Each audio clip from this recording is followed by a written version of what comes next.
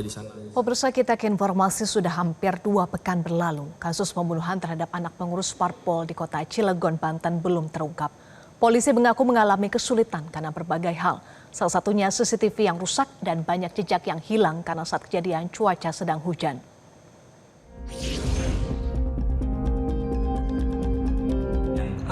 Menjadi kendala oleh kita adalah di rumah itu CCTV aktif terakhir itu tahun 2023. Agak mudah ya, walaupun terasa sulit gitu untuk mengungkapnya.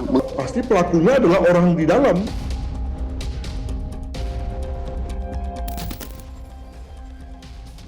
Hampir 2 minggu berlalu, pembunuh anak politisi PKS Maman Suherman masih misteri. Muhammad Axel Herman Miller dibunuh di dalam rumah mewah di Cilegon, Banten dengan 19 luka tusukan pada tubuhnya pada 16 Desember 2025 silam. Kasat Reskrim Polres Cilegon AKP Yoga Tama mengatakan, polisi mengalami kendala karena CCTV di rumah tersebut sudah lama rusak. Ditambah lagi pada saat kejadian ataupun setelah kejadian, kondisi di wilayah ini diguyur hujan lebat sehingga banyak jejak yang hilang pada saat olah TKP di luar rumah. Menjadi kendala oleh kita adalah di rumah itu CCTV aktif terakhir itu tahun 2023. Itu sudah kita tanyakan kepada pemilik rumah, lalu tidak adanya security yang berjaga 24 jam di lokasi rumah tersebut.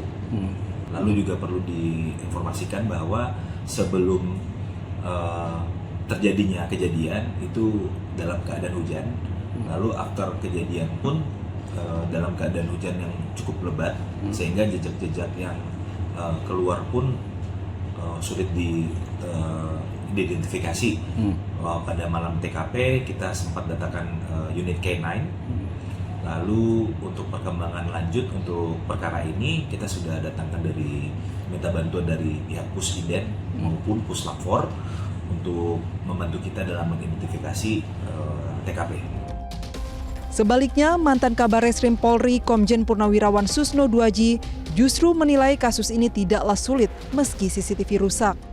Susno menilai penyidik masih bisa mendapatkan alat bukti lain seperti sidik jari pelaku, DNA, hingga rekaman komunikasi terakhir dari telepon seluler milik korban, keluarga, hingga orang dekat lainnya. Saya kira kasus ini ya agak mudah ya, walaupun terasa sulit gitu untuk mengungkapnya. Mengapa? Karena TKP tidak rusak ya. Waktu aparat penyidik datang itu kejadian tidak lama setelah peristiwa gitu. Jadi berarti penyidik saya yakin dapat mendapatkan alat bukti minimal berupa sidik jari di situ. Kemudian penyidik juga bisa mencari alat bukti berupa DNA di TKP.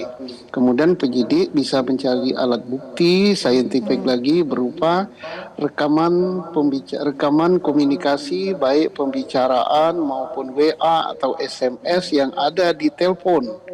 Baik telepon korban kalau dia punya, atau telepon dari orang tua korban, ibu, bapak, pembantu, dan security yang ada di situ. Jadi harus dilacak semua. Nah, tentang alat bukti saintifik berupa rekaman CCTV itu memang rusak katanya. Tetapi penyidik bisa mengungkap kapan rusaknya. Kemudian rusaknya kapan dan siapa yang terekam terakhir pada saat CCTV itu rusak gitu. Nah, sementara itu ada petunjuk lain terkait terduga pelaku pembunuhan bocah 9 tahun ini. Kriminolog Adrianus Meliala menyoroti tindakan pelaku yang dapat masuk ke rumah dan mengetahui kondisi rumah, sehingga patut diduga ada keterlibatan orang dalam yang mengenal situasi rumah korban.